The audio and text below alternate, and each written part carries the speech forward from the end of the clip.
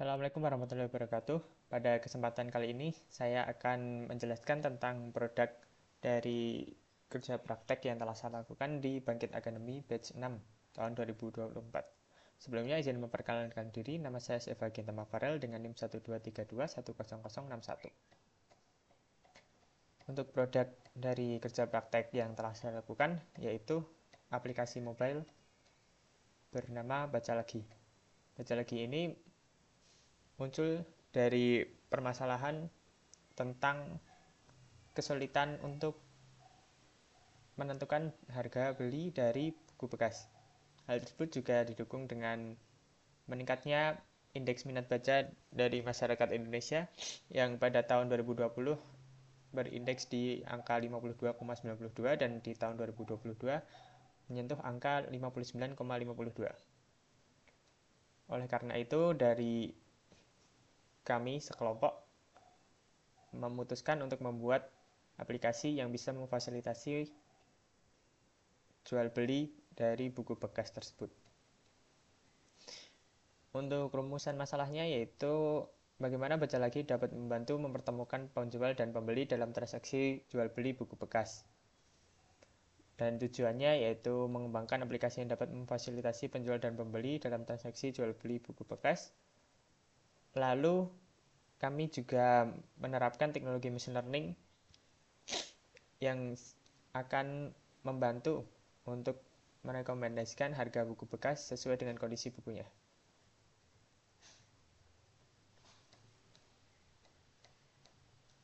Selanjutnya untuk profil instasinya saya kemarin MSIB di Decoding, lebih tepatnya di Bangkit Academy, yang mana Bangkit Academy ini mempunyai 3 learning path, yaitu Machine Learning, Pemrograman Android, dan Cloud Computing. Pada proyek akhirnya yaitu produk KP ini, saya berkolaborasi dengan 3 learning path tersebut, dan saya sendiri menjadi Android developernya. Untuk job desk saya pada pengerjaan project ini yaitu membuat wireframe dan wireframe mockup dan prototype di Figma, slicing user interface dari Figma ke dalam aplikasi, mengintegrasikan API yang telah dibuat oleh cloud computing, dan juga menguji aplikasi untuk memastikan setiap fungsi berjalan dengan baik. Untuk timeline pengerjaannya, kami mengerjakan project ini selama 2 bulan. Bisa dilihat untuk timelinenya seperti ini. Langsung saja masuk ke analisis permasalahan. Saya menggunakan analisis SWOT, yaitu Strength, Weakness, Opportunity, and Threat. Untuk strength-nya, aplikasi kami mempunyai fitur rekomendasi harga buku yang dibantu oleh object detection dari machine learning. Kemudian ada integrasi dengan WhatsApp yang mempermudah komunikasi antara penjual dan pembeli. Weakness-nya, proses jual beli masih dilakukan di luar aplikasi. Jadi di dalam aplikasinya masih belum ada payment gateway dan semacamnya. Untuk opportunity-nya masih belum ada aplikasi yang serupa. Lalu selaras dengan program gerakan literasi nasional dari pemerintah dan kemudian dapat menjaga berbagai lapisan masyarakat. Thread-nya buku fisik akan digantikan dengan buku online mengingat perkembangan teknologi yang begitu pesat. Dan yang terakhir adalah akan muncul platform yang serupa. Kemudian analisis yang telah dilakukan permasalahannya yaitu penjual kebingungan dalam menentukan harga buku bekas dan juga tidak adanya platform khusus untuk memfasilitasi jual beli buku bekas. Solusi yang ditawarkan adalah menyediakan platform untuk merekomendasikan harga buku bekas dan juga menyediakan platform yang dapat mempertemukan penjual dan pembeli dalam jual beli buku bekas. Untuk diagram alurnya di sini dari analisis kebutuhan, lalu outputnya adalah merancang use case diagram dan activity diagram untuk setiap fiturnya. Selanjutnya proses development, pembuatan UI UX, slicing UI UX, dan integrasi API ke aplikasi. Kemudian selanjutnya ada testing, menguji setiap fitur dan juga hasilnya.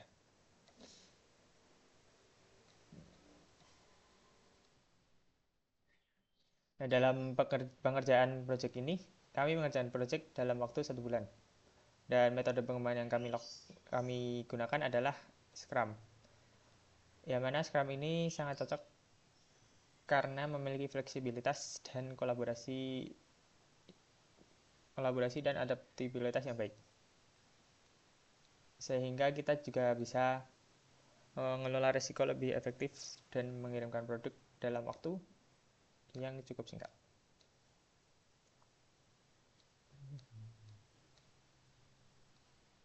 Untuk kebutuhan hardware dan softwarenya, saya menggunakan operating system Windows 11, prosesornya dari Ryzen 5 5500U.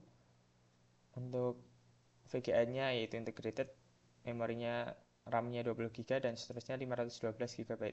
Untuk emulator dari Android sendiri, saya menggunakan Android versi 13. Kebutuhan softwarenya Android Studio untuk ngodingnya, Figma untuk mendesain, Git dan GitHub untuk kolaborasi antar developer, Google Meet untuk komunikasi, dan Discord juga untuk komunikasi.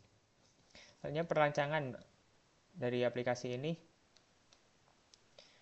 setelah kami lakukan analisis permasalahan, lalu muncul fitur-fitur dalam aplikasi.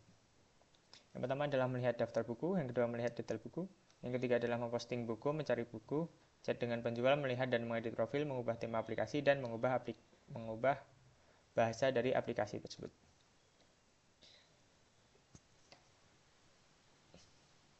Untuk perancangan aplikasinya yaitu yang pertama adalah menampilkan daftar buku, user harus login dulu, terus nanti di halaman dashboardnya ada daftar bukunya.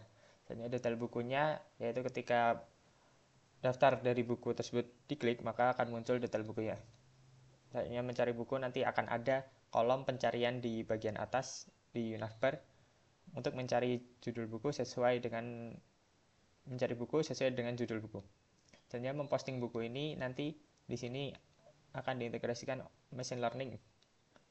Jadi akan muncul rekomendasi harga dari model machine learning tersebut yang akan membantu user untuk menentukan harga buku bekas. Selanjutnya chat dengan penjual, jika user tertarik dengan buku yang ada di dashboard tadi, maka bisa melakukan chat dengan penjual dan akan langsung direct ke aplikasi WhatsApp. Selanjutnya akses profil, ini user bisa mengedit informasi profilnya. Perubahan tema yaitu nanti akan ada tema light mode dan dark mode untuk menyesuaikan preferensi dari user. Kemudian untuk bahasanya juga bisa diubah antara bahasa Indonesia dan bahasa Inggris. Selanjutnya untuk metode pengujian, saya menggunakan white box yang berfokus pada pengujian struktural dari aplikasi. Pengujian ini mencakup pemeriksaan kode sumber serta aliran dan struktur program. Berikut ini skenario pengujiannya sesuai dengan fitur-fitur yang ada di aplikasi. Kita masuk ke hasil. Untuk analisis kebutuhannya sudah dijelaskan pada subbab 3.3.3. Untuk developmentnya bisa dilihat di bawah. Yang pertama ada register, yang mana jika user belum pernah login pada aplikasi ini untuk loginnya menggunakan akun Google langsung. Dan jika user belum pernah login, maka akan muncul input text seperti ini, yang mana akan membantu user untuk bertransaksi dalam aplikasi. Selanjutnya halaman dashboard yang akan memunculkan list buku dari user-user lain dan juga user tersebut. Nah, jika diklik, maka akan muncul detail bukunya. Harganya berapa, autornya siapa, publisher siapa, tahun rilisnya berapa, dan semacamnya. Dan juga ada informasi tentang penjual. Nah, jika tertarik, maka bisa langsung klik chat dengan penjual. Kemudian ada halaman cari buku, di sini bisa di search sesuai dengan judul bukunya. Kemudian ada post buku, jika user ingin mengupload buku bekas miliknya, bisa diklik post buku, yang mana nanti akan muncul input field seperti ini yang menginputkan nama buku, terus autornya, publisher, dan cover dari buku tersebut. Nah, nantinya cover dari buku tersebut akan digunakan untuk input dari model machine learning. Jadi, harga yang direkomendasikan yaitu berdasarkan kondisi dari cover buku. Kemudian setelah diproses oleh model machine learning, maka akan muncul rekomendasi harganya. Rekomendasi harga ini dibandingkan dengan harga beli. Jadi user di sini bisa memilih akan menggunakan rekomendasi harganya atau akan menginputkan harganya sendiri. Selanjutnya ada halaman profil. Di sini user bisa mengedit profil, membuka pengaturan, membuka frequently asked question, privacy policy dari aplikasi, dan juga buku yang telah dia post. User bisa mengganti status dari buku tersebut untuk ditampilkan atau tidak di halaman dashboard. Dan untuk halaman edit profil seperti ini. Dan chat dengan penjual yang tadi, saat user menekan tombol chat dengan penjual, maka akan langsung direct ke room chat dari penjual tersebut berdasarkan nomor WhatsApp-nya. Dan untuk halaman pengaturan, yaitu ini terdapat dua pilihan untuk mengubah, apakah akan mengubah tema atau mengubah dari bahasa. Untuk temanya ada light mode dan dark mode. Untuk bahasanya ada bahasa Inggris dan bahasa Indonesia. Untuk testing yang dilakukan, untuk login sukses, lihat buku sukses, cari buku sukses, post buku sukses, chat dengan penjual sukses, edit profil, ganti tema, ganti pasal, dan logout, semuanya sukses. Untuk pembahasannya, teknologi machine learning yang digunakan adalah YOLO V8 yang terkenal dengan kecepatan dan keakuratannya dalam mengidentifikasi objek dalam gambar. Teknologi ini diterapkan untuk menganalisis foto cover buku yang diunggah pengguna, mengidentifikasi kondisi buku yang mungkin mempengaruhi harganya, seperti kerusakan, kekusaman, atau cacat lainnya. Setelah YOLO V8 menganalisis gambar, hasil analisis tersebut akan dimasukkan ke model kedua, yaitu model regresi untuk menentukan harga buku sesuai dengan kondisi fisik buku dan harga belinya. Nah, dalam hal implementasi teknis, model machine learning tadi dideploy di cloud. Kenapa di cloud? Karena saat mungkin ada update dari machine learning, update data trainingnya lebih banyak, atau update semacamnya yang menambah akurasi dari model machine learning tersebut, kita tidak perlu lagi menginstal ulang dari aplikasi.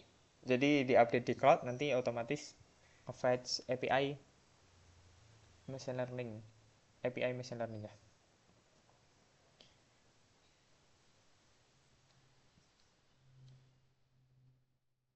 Selanjutnya untuk metode Scrum yang kami gunakan cukup efektif untuk project dalam jangka waktu 1 bulan. Karena setiap fitur-fitur itu diselesaikan melalui sprint yang diikuti oleh evaluasi harian. Evaluasinya itu dilakukan setiap hari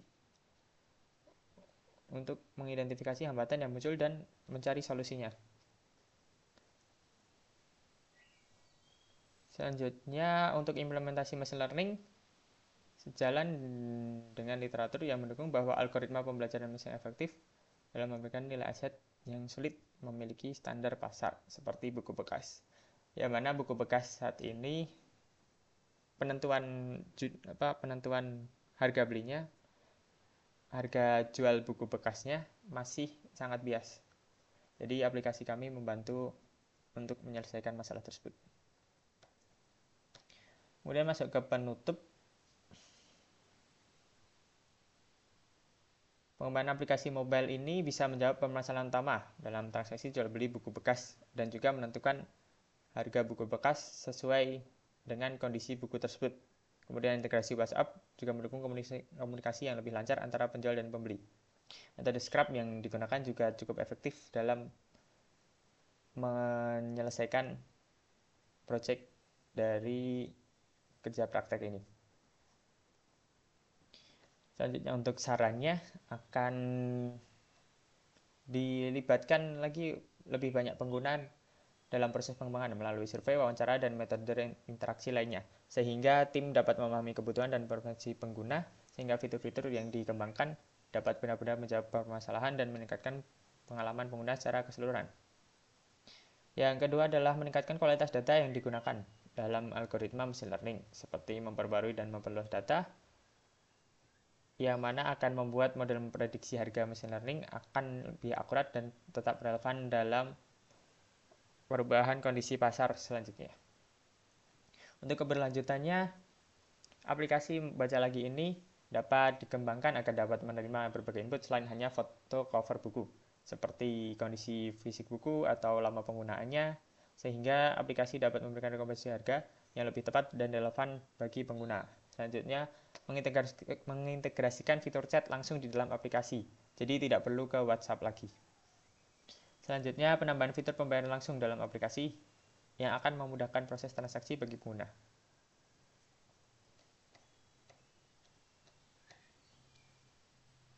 Mungkin itu saja yang dapat saya sampaikan pada kesempatan kali ini.